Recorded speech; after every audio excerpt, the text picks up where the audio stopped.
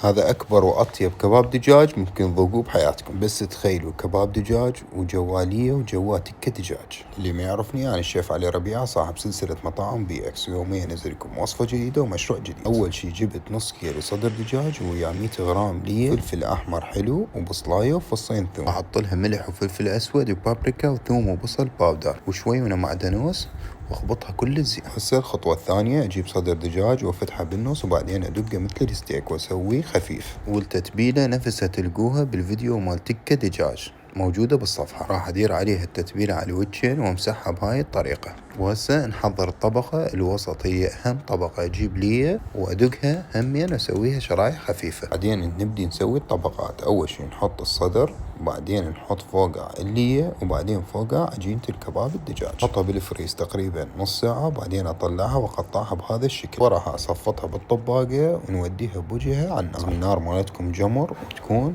قليلة مو قوية، وتقلبوها كل شوي، وراح تستوي عندكم بالضبط ب20 دقيقة. وهاي كانت وصفتي لكم لليوم، ان شاء الله تعجبكم. جربوها راح تدعوا لي هواية، ولا تنسون الرزق لا علي ولا عليكم، الرزق على الله.